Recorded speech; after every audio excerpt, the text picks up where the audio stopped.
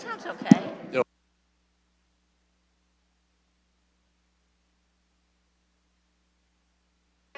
That's on there. Yeah, okay.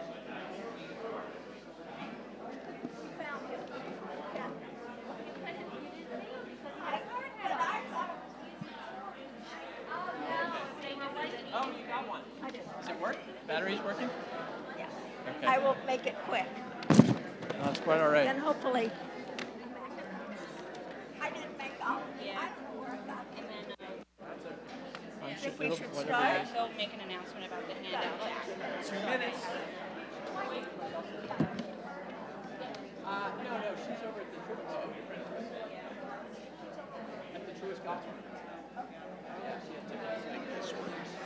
Nice full battery on. Yeah. So, She'll be here later. is this on? On, good to go.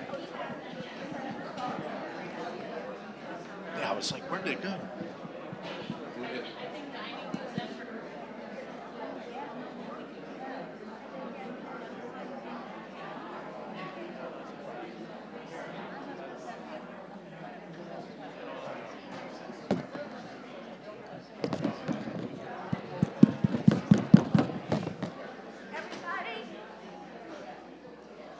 Can you hear me? Good, good. Welcome, and let me give you a quick reminder. Quick reminder. It's on. It is on. Not now. Maybe turn it off. Oh, no, it is on. It is on. Quick reminder to turn off or silence your cell phones. So before I turn the microphone over to Peter, and as part of our talking about the Hill's history, I want to give a special hit. Can you hear me? Okay. I want to give a special shout out to the Hill's very first resident, who happens to be sitting in the front row with his hard hack that says number 1.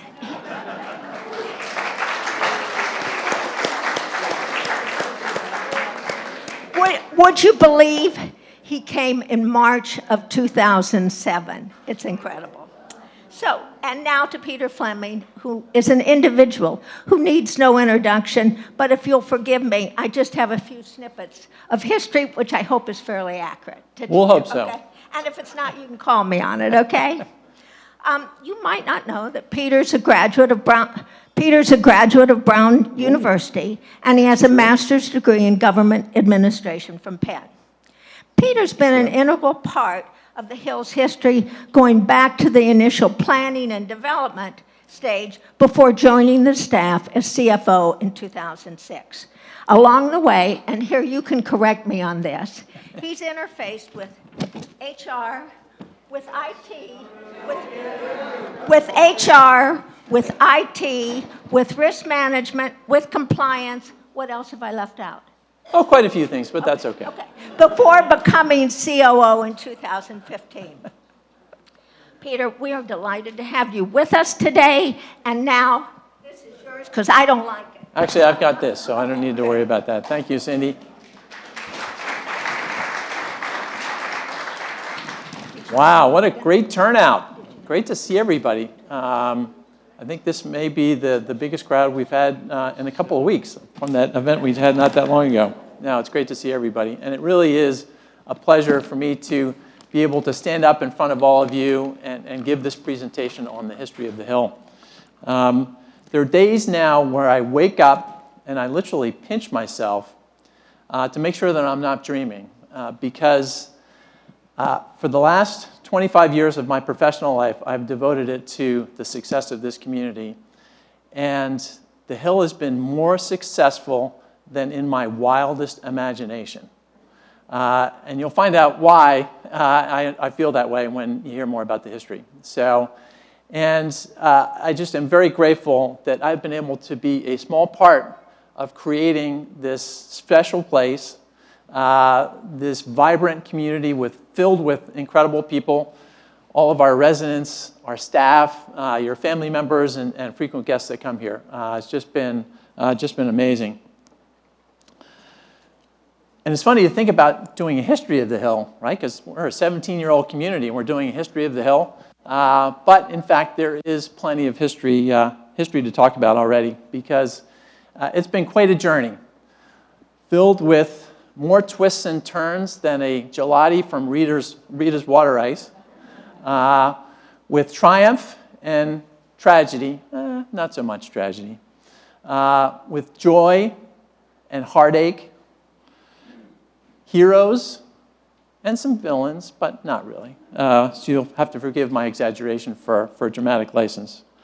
But in fact, it has been a real roller coaster ride that would match the best roller coaster that you can find at any Six Flags amusement park across the country. And I can safely say that every gray hair that I currently have on my head, and that's most of my hair today, came from being part of the development of this community. The stress and the drama over the years, as you'll soon find out. And I've often thought about somebody needs to write the book on the history of the Hill.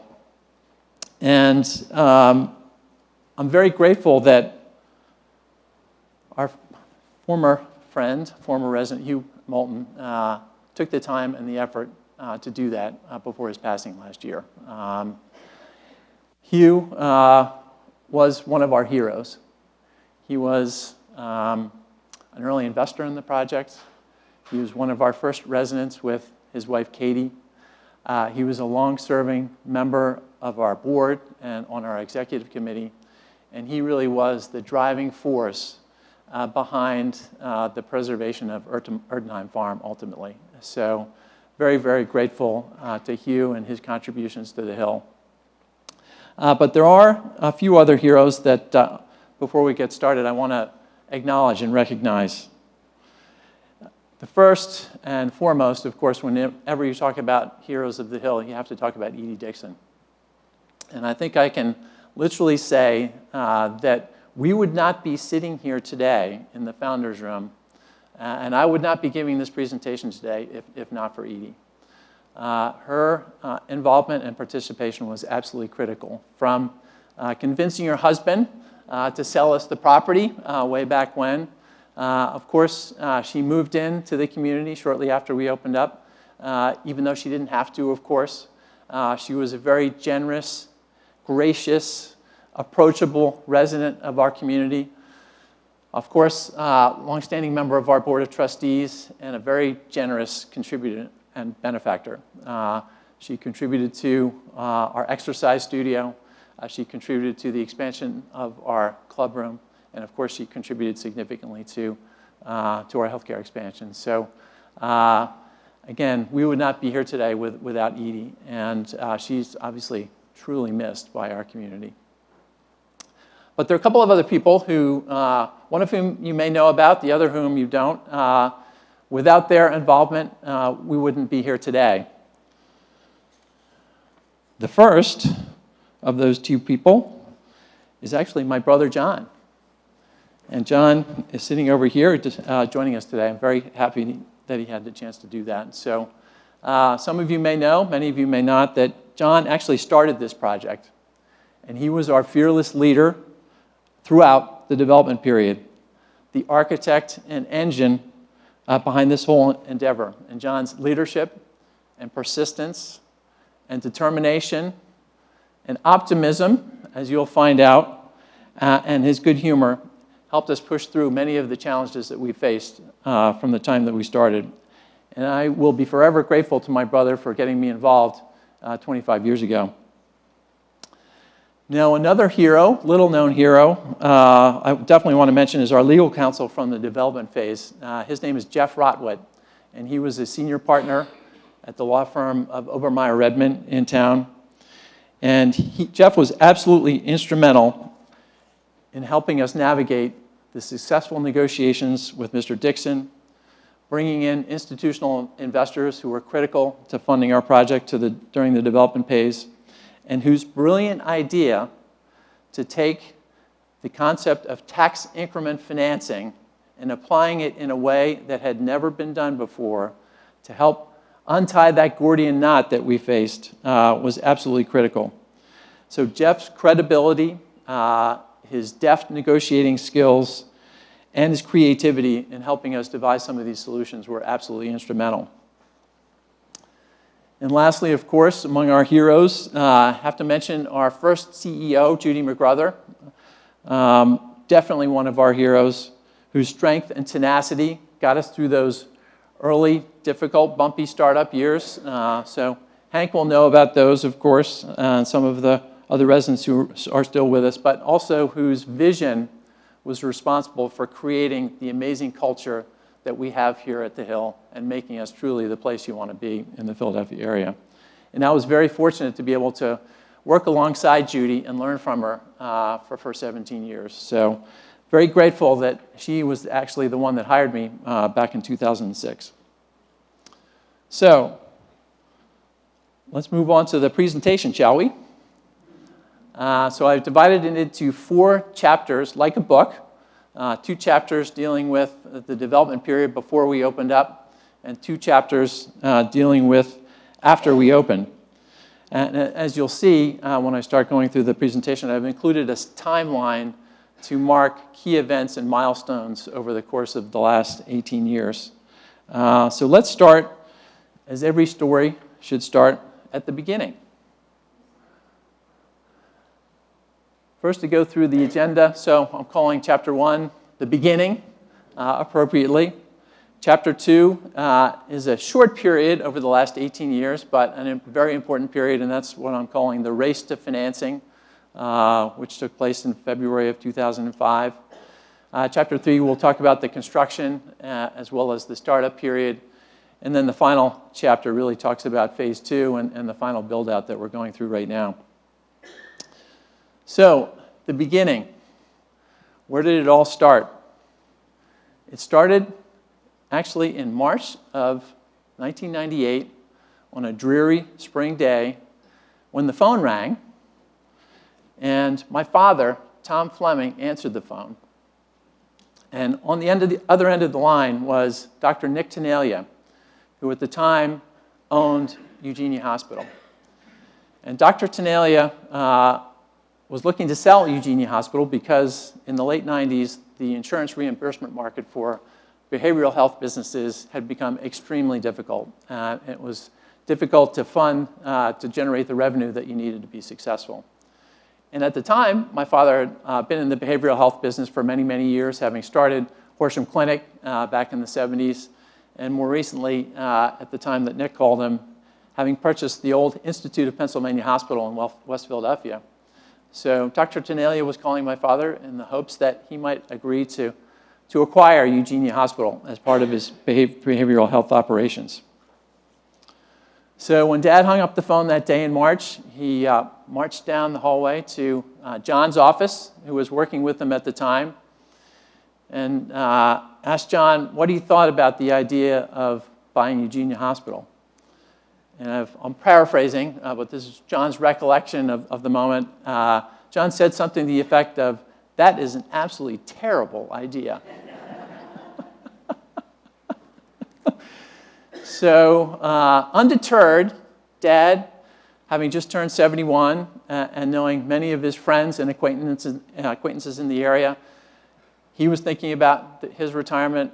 They were thinking about their retirement, and being the entrepreneurial and creative person that he is, he switched his focus and said, why don't we develop the Eugenia Hospital property as a retirement community instead? And that's literally the day the idea of the Hill at White Marsh was born. So that night, around the dining room table, John and Dad talked about that a little bit further. And John, too, thought that was a great idea. And he actually took that idea and he ran with it, much to all of our benefits today. So I call that first event the phone call back in March of 1998. So the first step for John, of course, was to get the Eugenia Hospital property under control. That meant signing an option agreement, which he was able to do with Dr. Tenalia back in June of 1998. And it's interesting to think about the duration of the option agreement. It was a 2-year option agreement, And in hindsight, John was wildly optimistic about the time frame it would take to develop this community. And as we found out later, it became very expensive to continue to extend that option with Dr. Tenalia. But the first step was, of course, he had to get that property under agreement. And with Dad's help, he was able to do that. So this is actually a picture of the old manor house on the Eugenia Hospital property.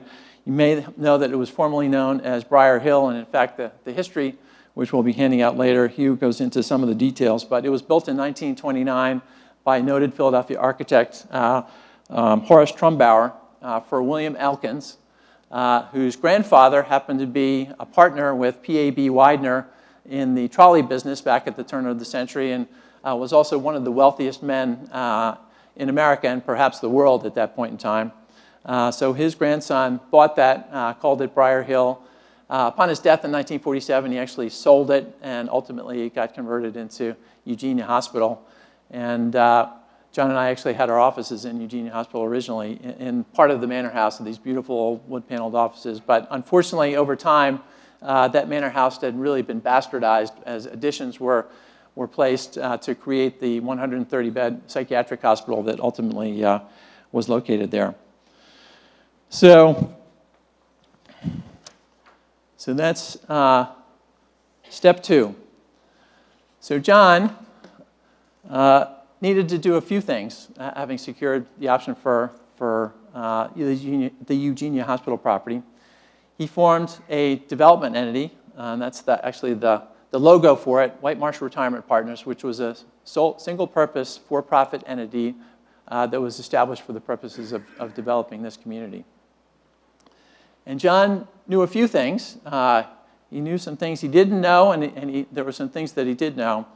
And he knew that he needed some CCRC expertise in order to get this project developed, which he did not have, of course. So he did his research. He canvassed the United States and identified a very successful CCRC developer based in Hartford, Connecticut called Retirement Living Services. They'd done a number of communities successfully up in New England, communities, higher-end communities that served a similar clientele, and John thought that they would be a very good fit. John also knew that he needed some land planning assistance, so he hired Wallace, Robertson Todd, a local land planning firm with a very good reputation, to help begin to figure out how a retirement community might sit on this Eugenia Hospital property. He also recognized that he needed assistance with the land development approval process, navigating the politics of trying to get a project like this approved in suburban Philadelphia. So he engaged in August of that year Western Development Company, who had been a very successful residential developer over the years prior to that time. And he knew that he needed expert legal counsel, somebody that could help guide us through all of the sophisticated negotiations that were going to be coming up. And in 1999, he also hired Jeff Rotwit from the firm of Obermeyer Redmond. And then the last thing he did as part of this whole phase of the project is he knew he needed a lot of money because these projects don't just happen by themselves. And he approached the like-minded friends and acquaintances of my parents who were also thinking about retirement and asked them to give him either $50,000 or $100,000. And he told them very specifically that you should expect to lose all of this money. There's a high likelihood that you're never going to see a penny of this money back. And all I have right now, other than Eugenia Hospital property, which was not much under option, was an idea. And John was successful in getting 25 of those people, and there are founders, and the list of those names is on the plaque to my left on the wall. Of course, it's why we call this room the Founders Room, and was able to raise a total of $2 million from that group to provide the initial seed capital to get this project off the ground. So, the adventure begins because working with Wallace Robertson Todd in 1999, they quickly recognized that the hockey stick shape of Eugenia Hospital was not going to work for the kind of community that they wanted to develop. So unfortunately, I don't have a site plan for Eugenia Hospital, but if you saw the site plan, it was basically the shaft of the hockey stick was the entrance drive, which is consistent with what you see today. And then the blade took kind of a 45-degree turn up and to the left, more or less where the main building is sitting today. And that's where the hospital itself was located. But that shape of property was not well suited to building the kind of community that we were looking to build. So John quickly realized that we were going to have to buy additional property to make this work. And the only additional property was the adjacent Angus tract of Erdheim Farm. So there began the first of our many quests on this project. The quest to get Mr. Dixon to sell a portion of Erdheim Farm. Something that had never happened before in the 80 years that the Widener family had owned that farm. And not only had they owned it and kept it that way, they had spent millions of dollars every year preserving it as this gorgeous open space treasure. Nevertheless, John and Jeff and the team were undeterred, and they started this quest with Mr. Dixon. And needless to say, they weren't well received initially. Mr. Dixon's attorney, personal attorney, was Peter Mattoon, who at the time was a senior partner at, or actually the managing partner at Ballard's Bar, and basically Mr. Dixon's gatekeeper. So anything you wanted to do with Mr. Dixon had to go through Peter Mattoon. So John and Jeff's meetings started with Peter, and I'm probably taking a little license here with the story. They would go in, and Peter would say something to the effect of, "No." And then he would say, "Now, why are you here?" But we did have some leverage.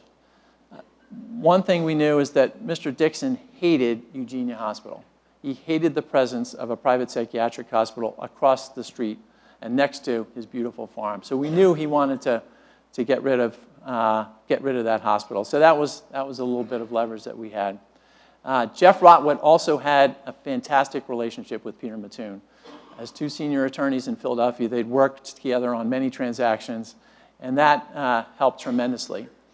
And then we also had what I'll describe as our secret weapon, and that is Fitz's wife, Edie, who we found out was a big early supporter of the development of this community going way back.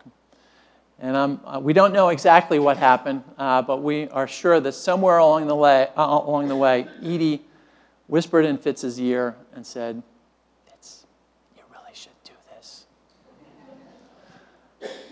And he relented.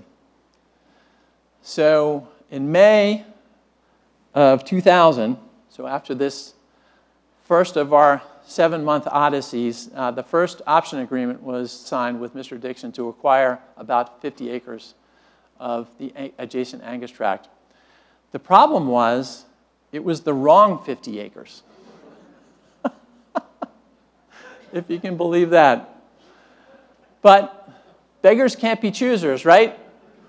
We'd gotten Mr. Dixon to agree to sell us 50 acres of Erdheim Farm, which had never happened before. So we weren't going to go back to him and tell him, "Can you sell us that acreage over on the other side of the property?" So we took what was given and basically ran with it. So in June of that year, we actually hired an architectural firm by the name of Engelbrekt Griffin out of Newburyport, Massachusetts. They're a firm that RLS had worked with on many projects up in New England, CCRC projects, so they had the CCRC expertise. And so we worked with EGA on developing a revised site plan for our new site, including not just the 42 acres of Eugenia Hospital, but also the 50 acres that Fitz had very graciously decided to let us try and buy. Also, August of that year, a very important date, I was hired. So a very faithful decision for any brother or sibling to have to make. Fortunately for John, I was between jobs, as they like to say. I had finished my 10 years at the Philadelphia Industrial Development Corporation and was looking for other things to do. But it's also always something you have to give a lot of consideration to. I love my brother. I wanted to continue to have a great relationship with him.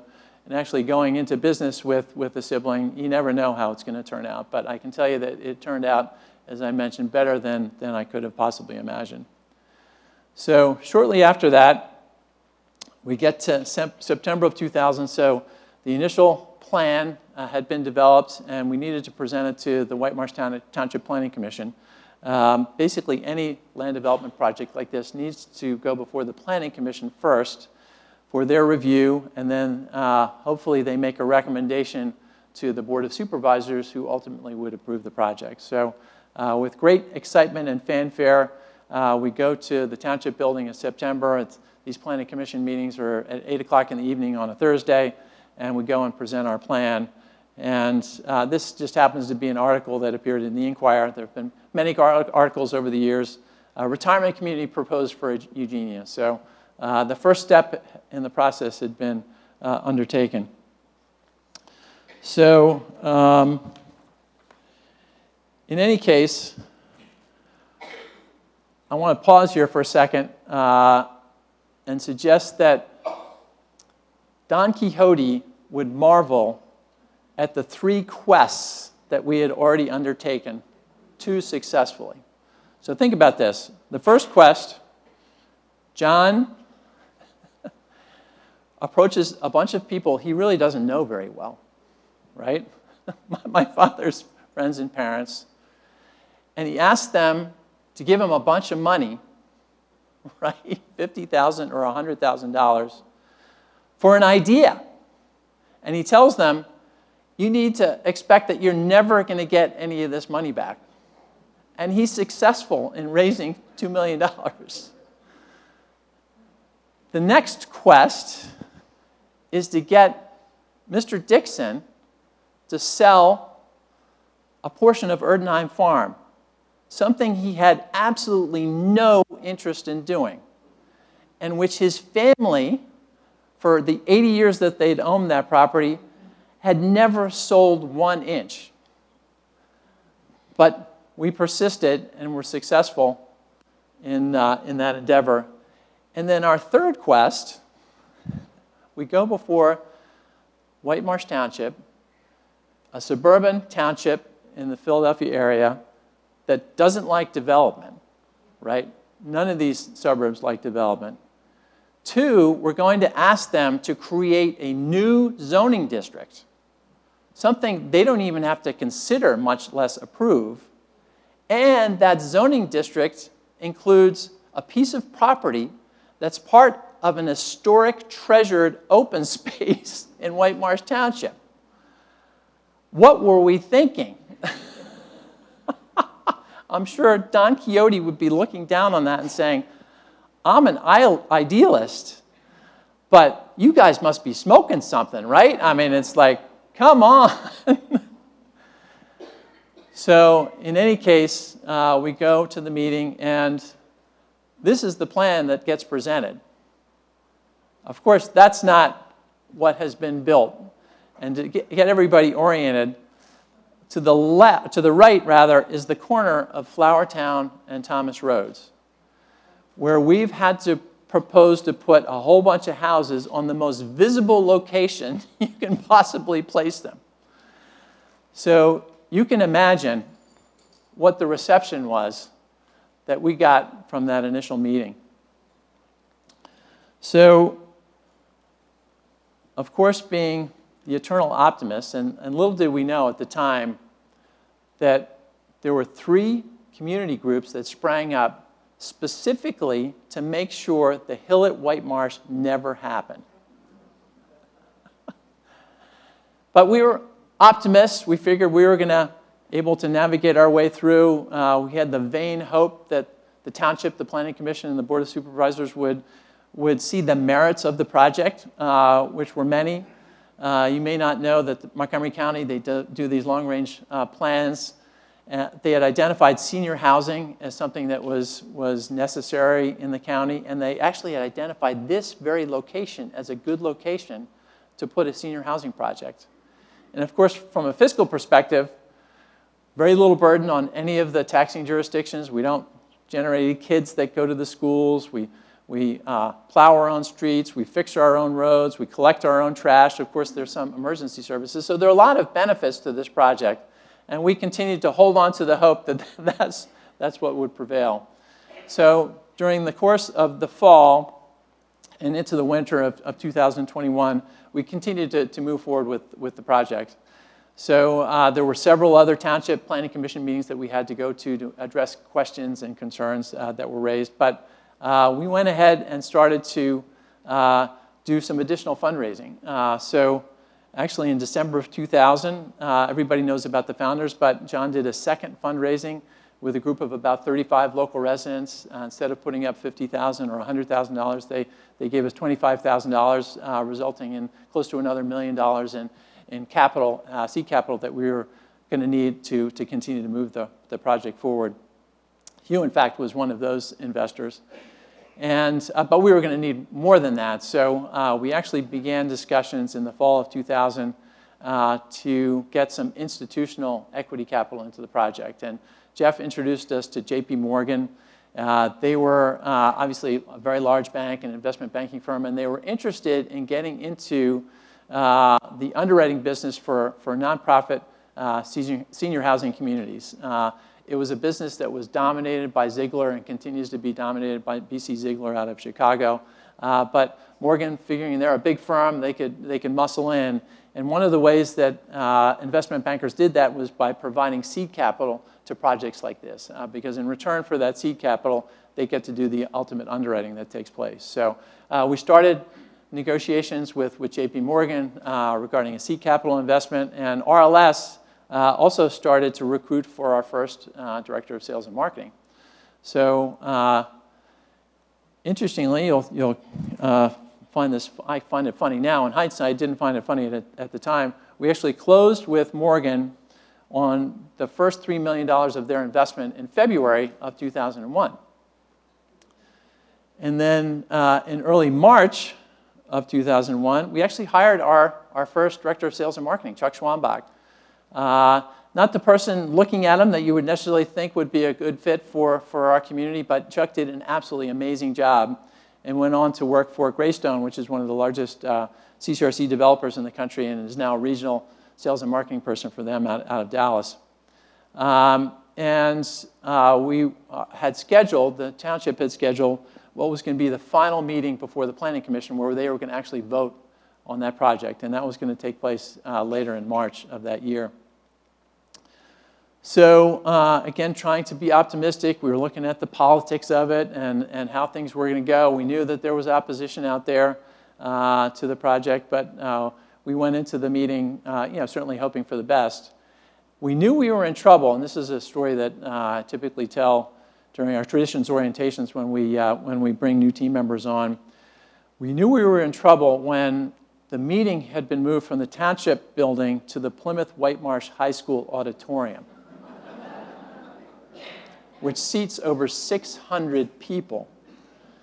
So we're driving out Germantown Pike, heading to the Plymouth Whitemarsh, and there are all of these taillights in front of us, all this traffic in front of us, and it's like a Thursday in March. Again, trying to be the optimists. We thought, well, maybe there's something going on at the Plymouth Meeting Mall, right? There's got to be some activity that night going on at the mall, and sure enough, we get up to the high school, and every one of those cars is pulling in. Again, trying to be optimists. We said, well, maybe PW's got a big basketball game tonight. They're in the state championships, and they're playing Conestoga, and everybody's coming to go to that basketball game. But of course, that wasn't the case, and we got into the auditorium, and it was standing room only. And needless to say, the only people in that room that night in favor of our project were the 5 of us sitting in the front row, getting ready to present to the Township Planning Commission. So you can imagine what happened. you're on the Planning Commission, you're a resident of White Marsh Township, you see this sea of your fellow residents and neighbors who you know don't want to see this happen. So any merits of the project that we had been trying to push were obviously put to the side.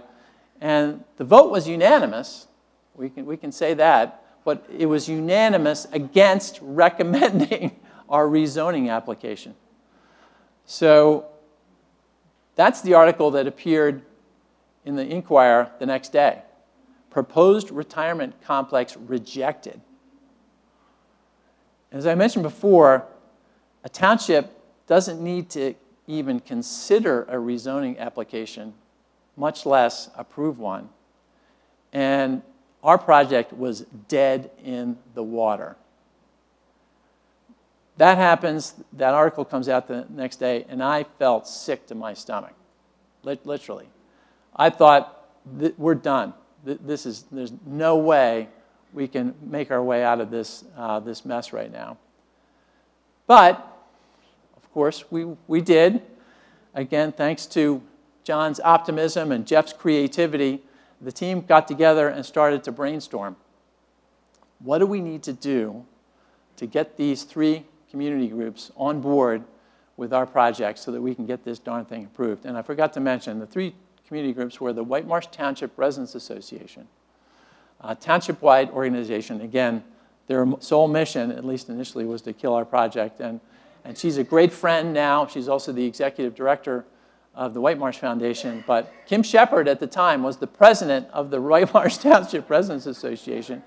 And she got up and made an impassioned plea, unfortunately, very articulate plea to the Planning Commission that night that helped them decide against it. We also had the White Marsh Valley Farms Community Association, which is the neighborhood just west of us. As you take a right and go down Thomas Road, it's bounded by Germantown Pike and Thomas Road.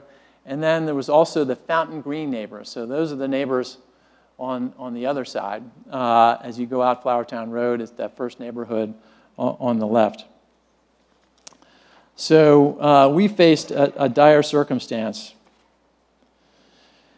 So we knew that the key to our turning this whole situation around was the preservation of Erdnheim Farm.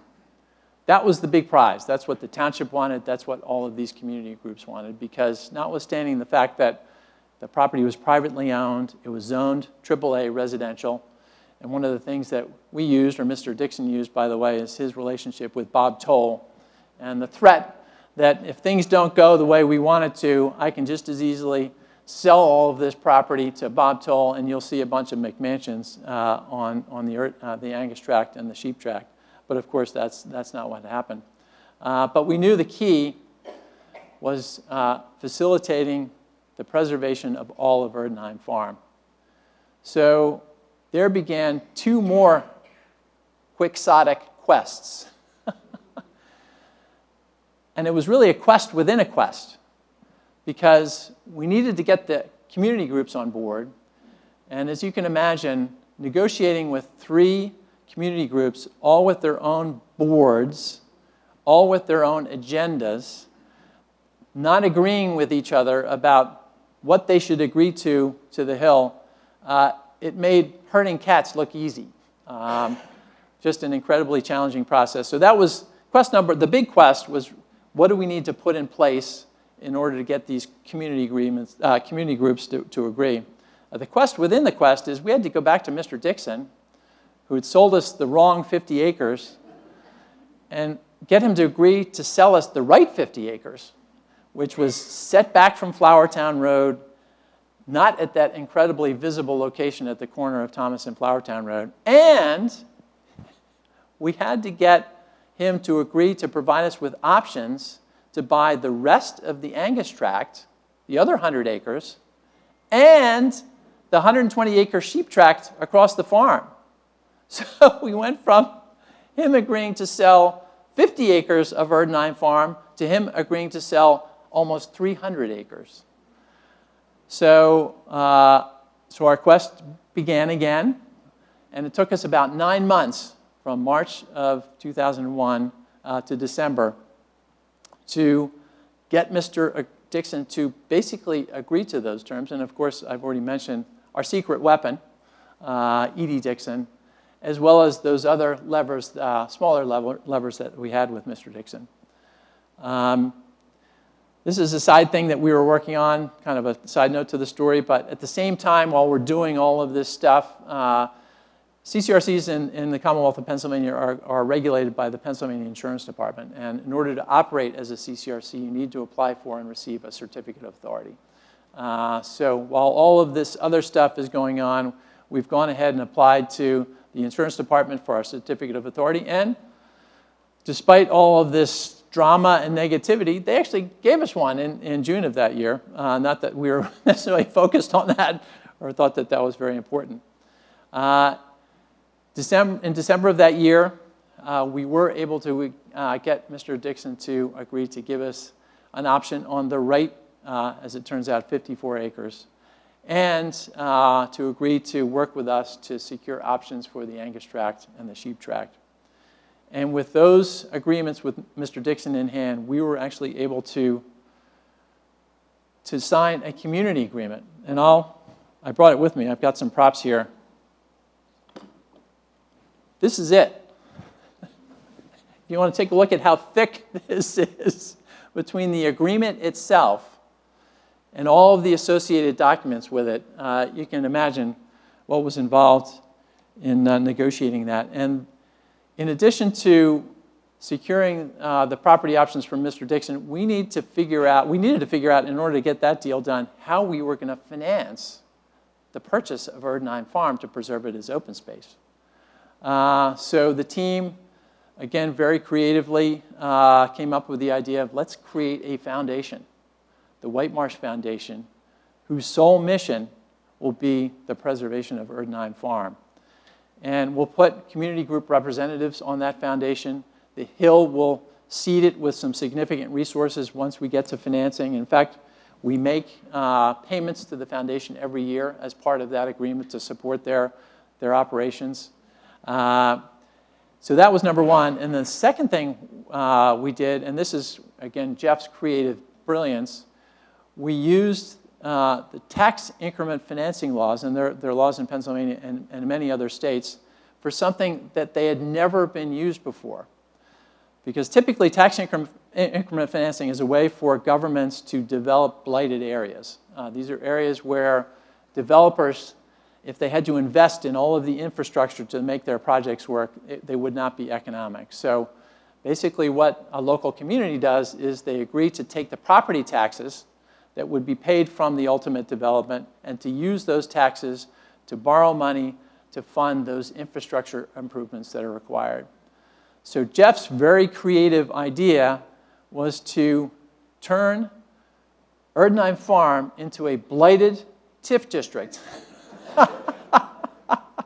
To take a piece of farmland, not a piece of inner city neighborhood, and make it a tax increment financing district. And of course, what the Hill had to do, because we are a non-for-profit corporation, we are a 501c3, which is tax exempt, we had to agree to make payments in lieu of taxes that would go to the jurisdictions. In this case, it was the Montgomery County Redevelopment Authority, which they would then use to raise a bunch of money that could be used to fund, ultimately, the purchase of these other parcels of ground. So that was Jeff's genius. And part of the agreement that got signed with the community groups is that you need to make that happen. So that, of course, there's process involved with that, and that's one of my other props. It got approved later, but this is the binder of all the documents involved in creating the TIF plan and getting that approved by all the appropriate jurisdictions. So the new option agreement in hand, the agreement with the community groups in hand, the decks have been cleared for us to start again. The project was literally back from the dead. It took us 9 months to get there, and I still shake my head that we were able to accomplish that, but we were able to do that at the end of 2021. So, as you see from my headline, it's the beginning, but we begin again. So when you think about this, so John got the Eugenia Hospital property under option in 1998. We're now 3.5 years into this process. And it ultimately ended up taking us 4 more to get to where we wanted to get to. So there are a bunch of things that we were able to get done once we had these agreements in hand. The first thing we needed to do, which actually happened in December of 2001, but I couldn't really fit it on the last slide, so I shifted to January of 2002, is we formed White Marsh Continuing Care Retirement Community, which was a nonprofit corporation which ultimately became a 501c3.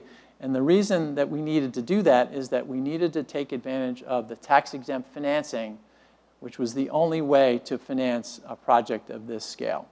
And it's a way that most of the communities, startup single-site communities, had been financed over time. And that's where Ziegler became so successful.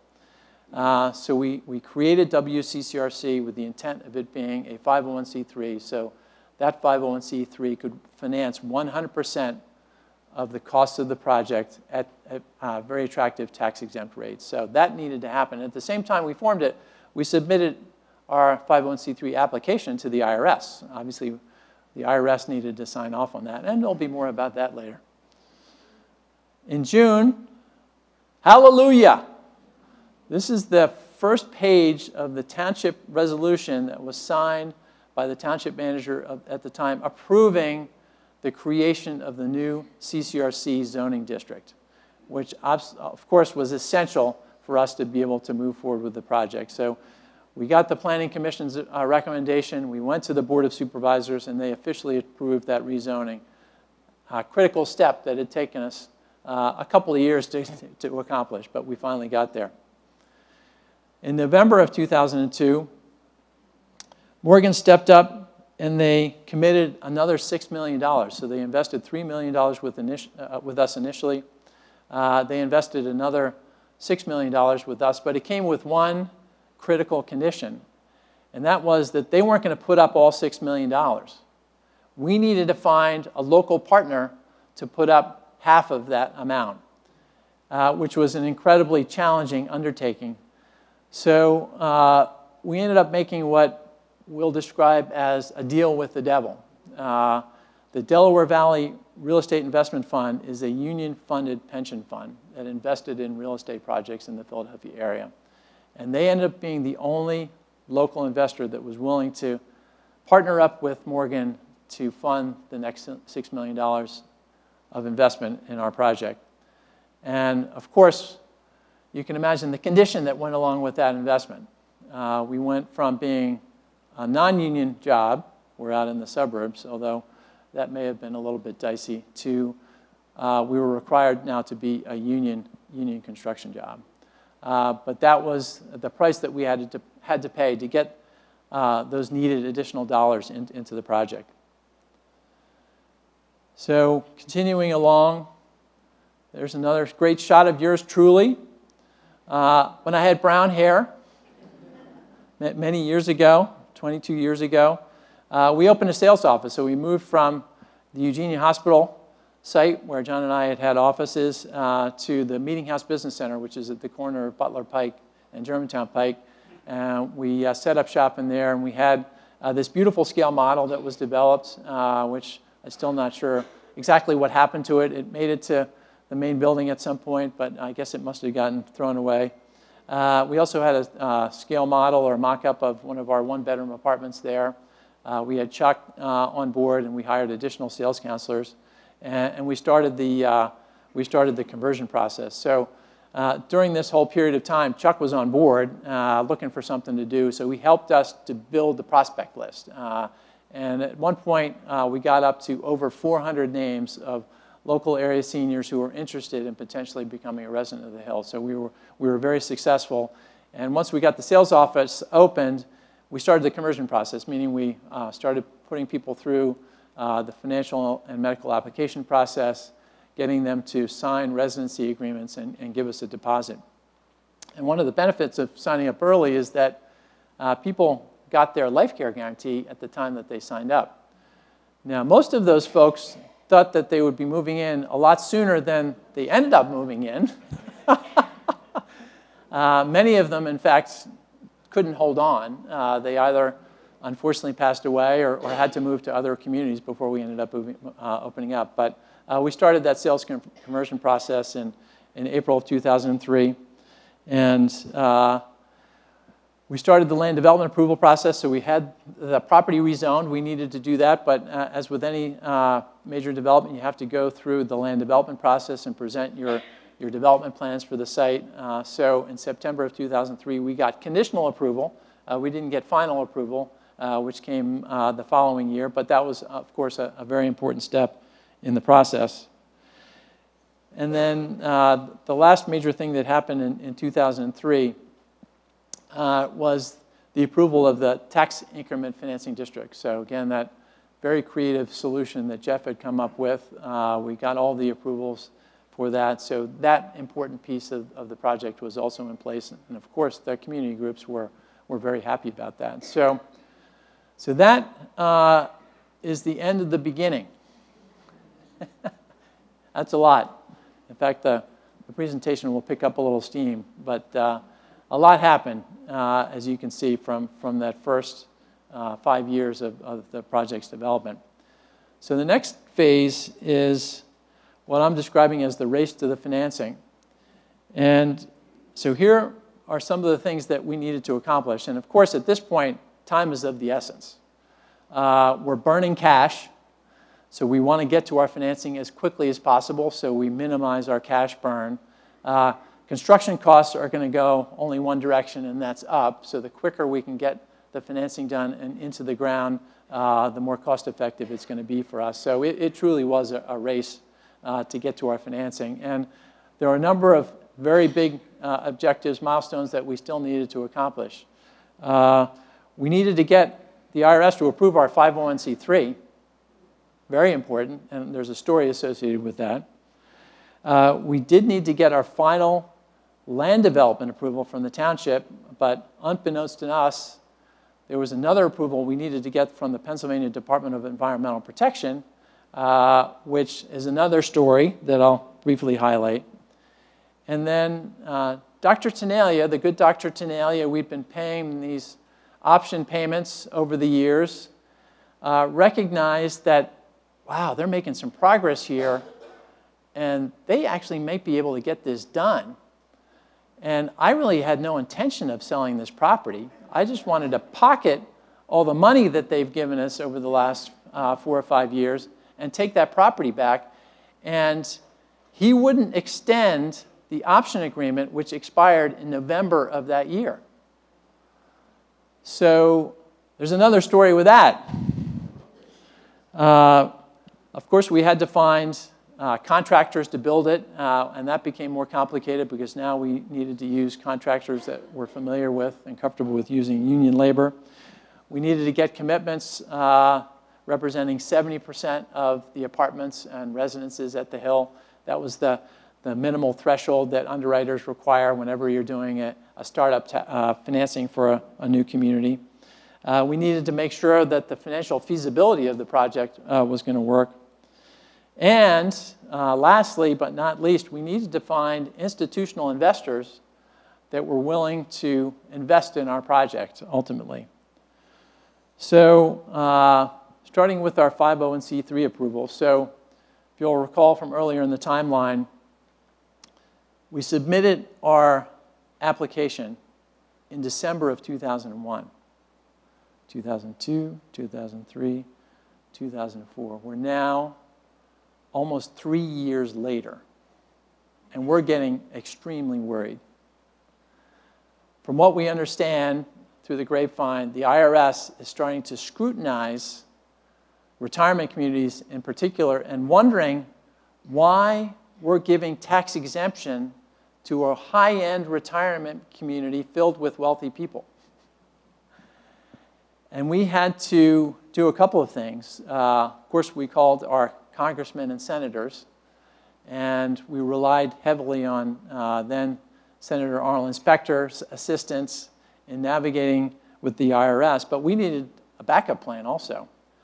So we were actually forced to enter into discussions with existing nonprofit senior living providers as a fallback in case we weren't able to get our 501c3 approved by the IRS.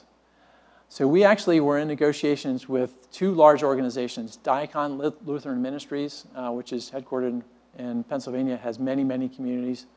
And then we also had discussions with a community that, or a group of communities that J.P. Morgan knew very well. At the time, it was called American Baptist Homes of the West, which is based out in California, that also had many, many communities as our fallback. So you can imagine doing all of this work. Our founders, of course, expecting this to be a single-site retirement community that they helped create and they would help run. All of a sudden, being forced to turn that over to a chain of retirement communities. These were very well-respected and well-run senior living providers because the IRS was not approving our application. So over the course of 2024, we did raise a final $4.5 million from J.P. Morgan and the Delaware Valley Real Estate Investment Fund. That brought their total investment to over $13 million. So when we look at the cost of developing this project from the time we started, you add the $13 million to the $3 million that our founders and sponsors put in, it took over $16 million to get us through this 7-year development process. In April of 2004, we did achieve our 70% pre-sales. Sales were going very well, so we were very optimistic about that. In September, we did get township land development approval, but the funny story associated with that, going back to PAYDEP, is there was a pump in the main building that was required per our plan in order to pump the sewage up and out off of the property to the White Marsh Township Sewer Authority. And we needed the Pennsylvania Department of Environmental Protection to approve of that pump, even though it was inside our building. And they wouldn't approve it, literally, and they never approved it. So as part of the scramble during this race to financing, we literally had to raise the building up 4 feet so that pump could send the sewage out via gravity to the Township Sewer Authority. And we had to get easements from a couple of local property owners in the White Marsh Valley Farms neighborhood to allow us to run a sewer lateral off of our property to connect to a White Marsh sewer lateral in that neighborhood. So there was a huge scramble with our design team and our construction team accommodating that last-minute change.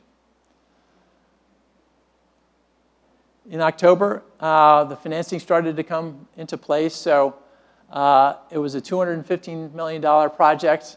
Typically, there are 2 components to these projects. There's a short-term component, which in this case is represented by this construction loan we got from a syndicate of banks led by PNC, where the intent is that all of that construction loan would get repaid from the entrance fees that our residents pay when they move in. So it's actually literally sized to be a percentage of your expected entrance fee pool. So we were able to move ahead with J.P. Morgan's assistance to get that taken care of. And then in November, remember I mentioned just a moment ago that Dr. Tenalia refused to extend our option agreement on the Eugenia Hospital property. So we hadn't gotten to our financing yet. The financing ended up happening in February. And we needed to find $7 million to buy Eugenia Hospital before we were able to finance the project. And this is one of the heroes of our story.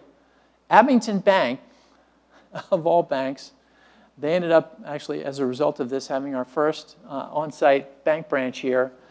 They, with all the banking mergers and consolidations, they got bought by, I think, Sovereign Bank, and Sovereign got bought by Fleet Bank, and Fleet got bought by some other bank, and ultimately by Truist, and of course Truist, the one that decided that they didn't want the bank branch here anymore.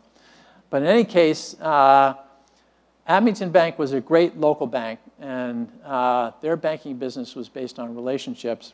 And there was a lender there We call him Lucky Lou. Lou Scarsha, God bless him, decided to lend us the $7 million we needed to purchase Eugenia Hospital property in November with effectively no collateral, right? Because we weren't going to be able to make this project happen unless we got to our financing in February. And Eugenia Hospital, rezoned as a CCRC that could never happen, was basically going to be worthless to them. But somehow, John Westrom and the team convinced Lou that, yes, this is going to happen, and we just need you to lend us $7 million, and we're going to pay you back in a few months. So, again, that 15-month period on the race to the financing, a number of these gray hairs come from before that time period, but a lot of them came from that 15 months as we were trying to navigate through all of this stuff. So, thank goodness, oh my gosh, we were all sweating bullets. With Arlen Inspector's office's assistance, we were able to get the IRS to finally approve our 501c3 designation in November. This is while we're in the process of trying to prepare for this financing, which literally takes months. We have to hire feasibility consultants to do feasibility reports. We have to prepare an official statement, all kinds of effort that needs to go into that. So we were all sweating bullets and just were greatly relieved when the IRS finally approved our 501c3 designation. As I was just talking about, we were able to successfully acquire the Eugenia Hospital property thanks to our friend Lucky Lou. And then in December, we were able to hire several contractors. So we ended up hiring Driscoll. LF Driscoll was actually the largest construction management firm in the Philadelphia area, and they ended up teaming up with a company called Intech Construction, who was also a local, very reputable firm. And they were responsible for building the main building and all of the site infrastructure. And then, of course, part of our deal with Westrom to be a partner in this project is that we agreed to allow him to build the houses, which had been his expertise over the years. The complication for him is that he usually built non-union, and now he was forced to go out and find union subcontractors to get the work done. And there was a complication associated with that just before financing. So we actually not only hit our 70% pre-sales target, we got to 90% pre-sales in January, just a month before the financing. And then in February, we were able to get the financing done. So that's the cover page from the official statement that our investment bankers put together and provide to all of the potential investors in the project. So the day of the financing, and this was old school, so we had to go to Saul Ewing, who was the counsel. They were both the bond counsel and the counsel for the financing. And we all sat in the Saul Ewing's offices waiting for stuff to happen. Jim Stewart, who was the chair of our WCCR board at the time, we needed his signature on a whole bunch of documents, so they kept putting these signature pages in front of him. And literally, Morgan calls their desk and says, go, when everything is in place. All these documents have been signed. And the problem was we were missing something because the investors in any transaction like this require performance bonds from the contractors. And Intech Driscoll, no problem, we got their performance bond. This is what they typically do for the large projects that they were involved with. But Westrom typically doesn't have to provide a performance bond for its projects. It's the developer in these projects, and it just goes ahead and builds them. So it struggled mightily to get its performance bond. And literally, the president of Westrom Development, John Mershon, raced to the offices of Saul Ewing on that, I think it was a Monday, to get us the performance bond, to hand deliver it so that JP Morgan can say, yes, we've got all of the documentation we need, and call their desk and say, go sell those bonds. So that was the last little bit of unbelievable drama. And then I, as the gopher in this particular case, literally had to run all of these documents. I got in my car and raced as far as I could to the Montgomery County Courthouse to get all of these documents recorded. That was the way it had to happen. And I had to get that done before the end of the day. So it was a crazy day for the financing. The financing at the time was the largest nonprofit, single-site, tax-exempt financing ever. $215 million. No project had ever cost that much. And the bond issue, which you can't really read here, $119 million, was the largest single bond issue ever for a single-site tax-exempt financing. And we were a little nervous about that. J.P. Morgan kept telling us, oh, yeah, no problem. We got all these investors all over the place. We're going to sell this thing. And believe it or not, our bond offering was 4 times oversubscribed. We had 4 times the $119 million in interest in our bonds than we needed. So we had close to $500 million in interest in our bonds. And that helped us actually drive down the interest rate on the financing and saved the Hill a lot of money over time. Our feasibility assumed a 7.25% interest rate. We ended up at about 6.25%, which represented substantial savings for the Hill. So we were absolutely thrilled. And our investors were a who's who of institutional investors who have tax-exempt bond funds. It was Vanguard, it was T. Rowe Price, it was Allied Bernstein, it was Capital Research, you name it. And in fact, some of our original residents were buyers of those bonds. And Ted Wood's here, I think he is. Did Ted make it? Right in the back. All the way in the back. Ted? Oh, he's on the table. I'm sorry. I missed him. So I'll tell a little story about Ted. So Ted invested in the bonds, and the value of the bonds over the next couple of years went from 100 cents on the dollar, literally, to 50 cents on the dollar. And Judy and I were kicking ourselves trying to figure out who would give us $60 million to buy back all of our Hill at White bonds, which of course wasn't possible. But Ted, being the savvy investor that he is, he bought those bonds at 50 cents on the dollar. So think about that.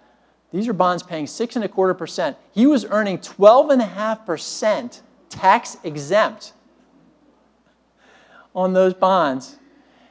And when we ultimately refinanced them 10 years later, because that's the call date typically, Ted was so mad that we paid off those bonds, although he doubled his money in addition to having gotten 12.5% on them over that period of time. So the financing was very, very successful, and we were thrilled about that. So that's the end of chapter 2. So moving on to construction. So we started construction in February of 2005, and Driscoll actually did all of these aerial photos, which I was able to find on our network, thankfully.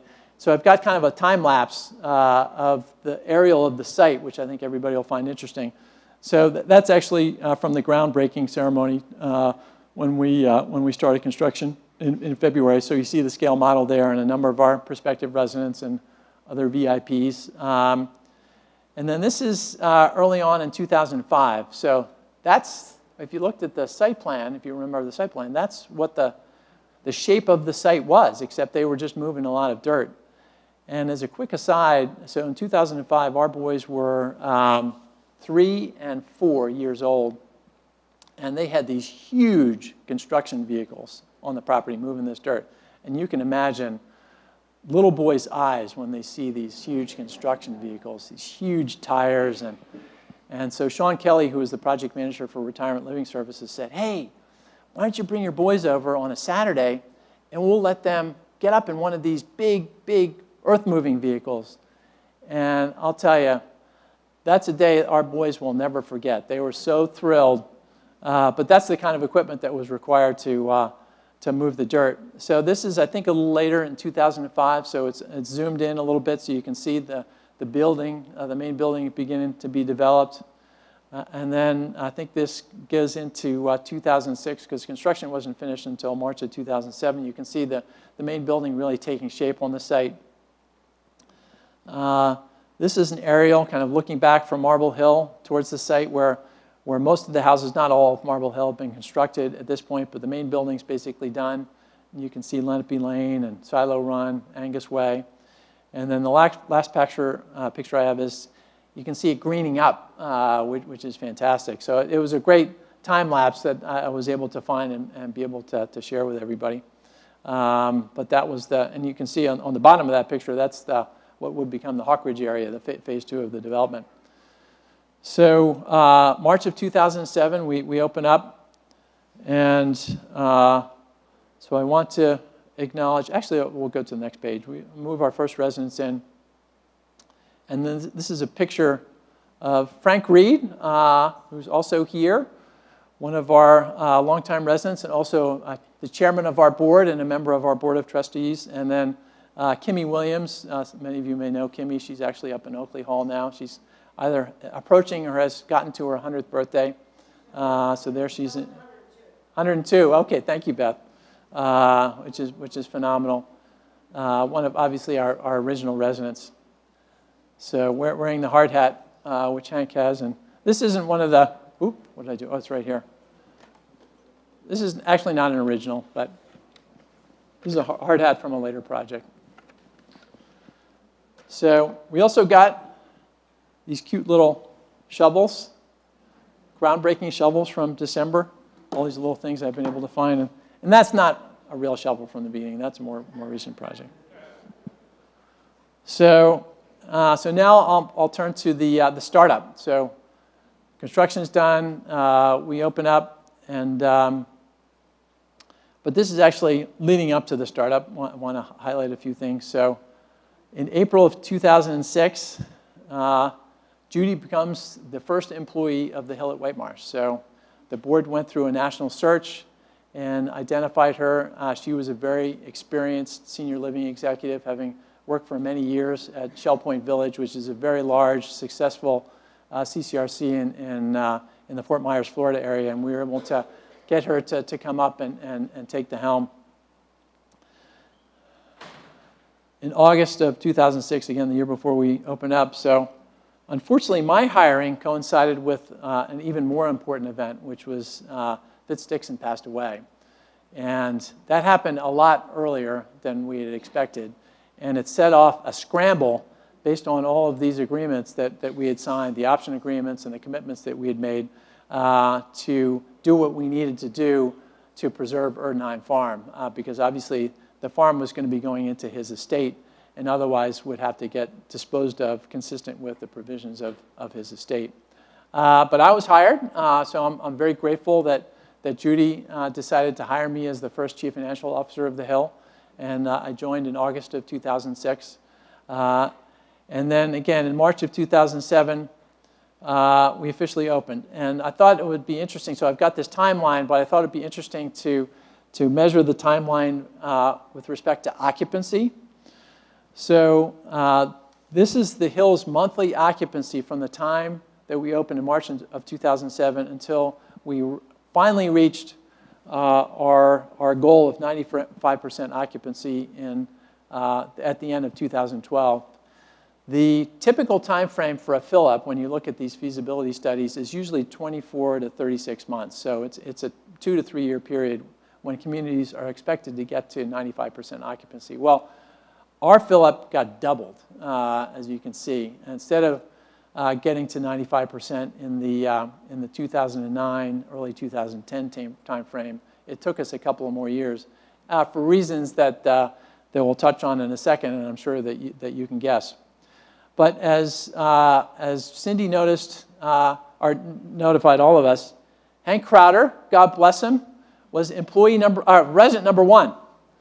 So he moved in, I think it was a Friday, at the end of March in 2007. I think it was like the 25th or the 26th. And we had all these great plans to celebrate Hank's arrival. And we thought he was going to be arriving around noon. So we had the balloons we were setting up in the main lobby, and we were going to have a band playing and all this hoopla. And at 9 o'clock that morning, in strolls Hank Crowder in his blue jeans, looking very casual and dapper as he usually does. And I looked at him and I said, "Mr. Crowder, what are you doing here? You're not supposed to be here until noon." which was fine.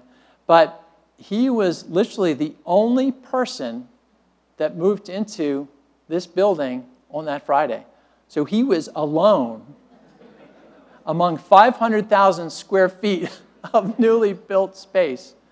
And Judy felt so badly about it that she decided to come out and stay in a guest suite that weekend so that Mr. Crowder wouldn't be alone. But April hits and the move-ins came like crazy. We were moving in 4 to 5 residents a day during the month of April. So you can imagine there really are only 3 elevators in the residential wings of this building. And you do the math, that's more than one move-in per elevator. So it was an absolutely crazy time. And so we went from 0% occupancy to 72% occupancy at the end of 2007, which was good. And that's that initial zoom that you see. But who remembers what happened at the end of 2007? The worst recession that has ever hit the United States since the Great Depression in the 1930s. So we're in the midst of trying to fill up this community, and we're hit with the worst recession in 80 years. So when you see our climbing occupancy flatten off for 2008 and 2009 and into 2010, that's why. It became very difficult to try and sell units here at the Hill. The other thing that happened is, you'll recall we got 90% of the residences were committed to before we opened up, and we needed to get to that 70% threshold. And we made a mistake, which was a common mistake at the time. We agreed to give the depositors who gave us their 5% deposit back in 2003 or 2004 interest on their deposit. And we actually gave them greater interest than they could have gotten if they went to their local money market fund. I think we were paying 3.5% or 4%. And that, of course, helped people to make that commitment so far in advance of our opening up and give us that 5% deposit.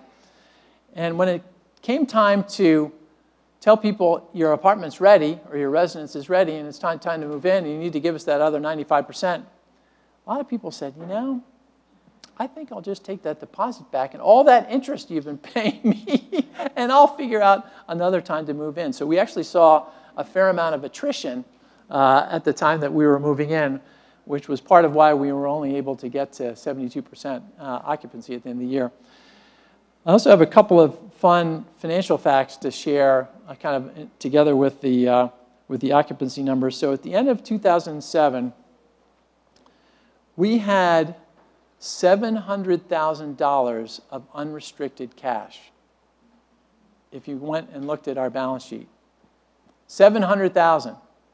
Now, as part of these financings, you borrow working capital, which is expected to cover your operating losses until you get to stabilized occupancy and break even. So we actually had another $6.7 million in a working capital fund for us to draw on, but we had to draw on it. We had to document that these were legitimate expenses. And then we had another $3 million in a bond fund. So at the time, we were required to make monthly payments into the bond fund so that we had enough money to make the interest and principal payments when they were due, which was twice a year. So you add those together, we had $10 million at the end of 2007, only $700,000 of which was available to us. And that first year, our cash loss, we had $6 million in revenue, and our cash loss was $6 million in that first year. So as we get into May of 2007, another fun story. So Pennsylvania, so many of you have heard this, Pennsylvania has a couple of different types of liquor licenses, and there's a special CCRC liquor license. It's not a public liquor license, so they're supposedly easier to get because you're only selling liquor to your residents and their guests. So we applied for our liquor license with the Pennsylvania Liquor Control Board in December of 2006, figuring that gave us plenty of time to get the license in hand and be able to start selling booze. Well, of course, bureaucrats in Harrisburg, we didn't dot an I, we didn't cross a T, and when we got to our opening in March of 2011, we didn't have our liquor license. So we thought, oh my gosh, what are we going to do? Well, it turns out that you can't sell liquor. You can give it away. Thank you, Patty. So we gave away a lot of liquor. And it was probably the best investment that we ever made. Because as you can imagine, Hank's just seconding that, as you can imagine, you've got hundreds of people moving into apartments, there's problems with the apartments, there's issues that come up. Being able to let them come down to our club room and get a free drink or two was very helpful to the move-in process. And we did finally get our liquor license at the end of May. And of course, we have a point-of-sale system. And Stephanie Peter, our director of finance at the time, so the day after of course, we gave our residents advance notice that, we're going to have to start charging for the booze right now. And the day after we started charging, the amount of liquor sales that we had was minuscule. All of these cheap Philadelphians. What do you mean, we got to start paying for this stuff? Holy smokes.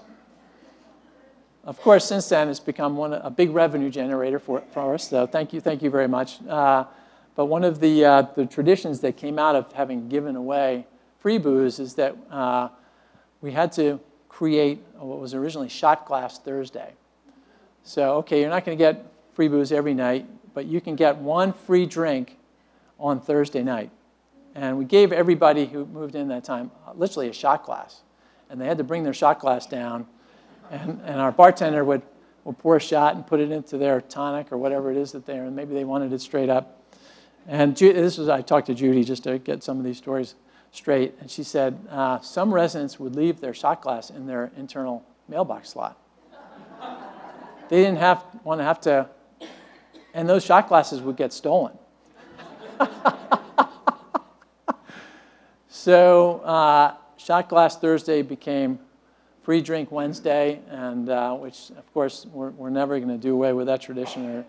It'll have to be after I leave, because I know we'll all be shot. So in any case, so the Great Recession hits, and there were cost overruns associated with the project. We had millions of dollars of cost overruns that we needed to pay for because we didn't have the resources to pay for them ourselves. So we had to do what's called a completion financing. So we had to do another bond issue in the spring of 2008 to fund those cost overruns. It was a $6 million completion financing. And the Great Recession has hit. And somewhere in those first early months, JP Morgan has swallowed Bear Stearns. And the markets are in turmoil. And now we are sweating bullets again about whether we can get this completion financing that we need to get done. And fortunately, we were able to get that done. We had developed a good enough reputation. Some of our existing investors agreed to lend us the money, I think, at a little bit higher interest rate. But again, one of the many kind of ups and downs that we've had to experience over this time period. So skipping ahead during this 5-year time frame, again, thanks to Hugh Moulton and a lot of other folks who were involved in that effort. He was president of the Whitemarsh Foundation for many years. They were able to cobble together funds from a lot of different sources. Of course, the bond monies from our TIF financing, but also monies from the township and the county. There was a Merck settlement. They were able to divert some dollars. And so that's one of many headlines that appeared in June of 2009. Big day for the Oasis of Green. We were able to permanently preserve all of Erdnheim Farm as open space, which of course was a victory for everybody, including the Hill. We were very excited about that. August of 2010, I don't know if many of you have been here. I see Lynn chuckling. We discovered there was a problem with our cottages and villas. There was water intrusion basically around the openings, so the windows and the patio doors, because, as it turns out, Westrom had rushed to get the project done. He was behind schedule. And the flashing around these windows and doors wasn't what it was supposed to have been. And one of our residents, actually on Angus Way, so the homes that faced the farm, which were more exposed to the weather, were harder hit. The homes on Lenape Lane, which were more protected, were less hit. But we literally had to do work on every cottage and villa on the property. That ended up costing us $8 million to rectify. So when I mentioned that at the end of 2012, when we got to 95%, we had $2.7 million in unrestricted cash, $4.6 million in our working capital reserve, and $5 million in our bond fund, $12.5 million, not that much more than we had actually at the end of 2007. And a lot of that was because we had to use all of these resources to fix this water intrusion problem. But the amazing thing is, through all of that, we continued to sell. We had established such credibility in the marketplace and with these residents. We told them, everything is going to be fixed before you move in.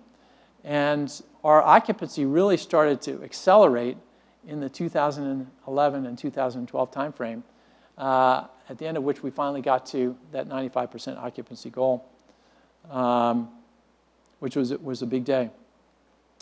So the final chapter, phase 2 and the final build out. So again, it's fun to put up the occupancy by month from the end of 2012 to today, or the end of 2024. And you can see what a roller coaster ride it was. It was pretty incredible. So there was a big slide after the end, 2012, or 2013, 2014, 2015. We saw a significant amount of turnover because a lot of those residents who moved in that first year, they had been waiting a while in any case. Unfortunately, many of them passed away. And those were difficult sales years. So at the end of 2015, we actually saw our occupancy drop all the way to 81%, if you can imagine that. And then from there, we started a slow build back up through 2016, 2017, 2018, and 2019. And we built it all the way back up to 90% at the end of 2019. And of course, mentioned before, we closed on our refinancing in February of 2015. We ended up saving $2 million a year in debt service with that refinancing by reducing the interest rate from about 6.25% to 5.25%. And then we extended the maturities. So it created significant additional cash flow, and that's just the OS from that financing. March of 2016, so we started working on phase 2. So we went from the original plan of 37 more cottages to our current plan, which is 5 small 2-story office buildings, and that plan got approved, and that's what that plan looked like. 2018, we closed on the Hawk Ridge financing. We started construction on Hawk Ridge. 2020, of course, what happens in 2020? So we finally get our occupancy back up to 90%. We're feeling great. And then the pandemic. Unbelievable. We just can't catch a break. When you think about what we've had to, the challenges we've faced in the last 25 years, it's just been incredible. So that big dip that you see there is in part bringing on board the 34 new Hawk Ridge apartments, which we didn't fill right away. But it was also an increase in our turnover during the pandemic. And then starting at the end of 2021, of course, the last 4 years have been record sales years for us. And our occupancy just got turbocharged. So it's been on the upward swing, thankfully, until we got to 97%, just below 97% at the end of last year. We got the first Hawk Ridge residents move in. Of course, we closed on our healthcare financing, and we're getting close to finishing up that project. And then we started construction on our fourth Hawk Ridge building, which we're hoping to have completed in a couple of months. So that's a lot. I ran kind of well over my allotted time frame. So thank you all for sticking around, and hopefully you enjoyed the presentation. A couple of comments. One, I would love to know how Peter ever put together this history. But one, I hope you will find time to look at the collage, which represents pictures from Peter and Nicole Two, if any of you would like to hear this presentation Actually- again, Brian has taped it, and all you have to And go. I do want to mention we've got 2 documents if you're interested. Well, yeah. So Hugh did write this brief Okay. history of the Hill. We've got copies for anybody who's interested. And then he also was responsible for developing this beautiful piece called The History of the Preservation of Erdnheim Farm, which I didn't have a chance to spend more time on, but is a great piece talking specifically about what they did there. Okay, I've got one more very important announcement, and my microphone is right here. Hill With the jacket and the Administration, check shirt. Yeah, Corey, check shirt standing up right Patrick, there. and Nicole would like to Exactly. invite you into the club room for a complimentary glass of wine Yeah, isn't to it unbelievable? celebrate Peter's efforts and the history of the Hill. Go into the Hill. Older. Yeah, he's 2.5 years older. Yep.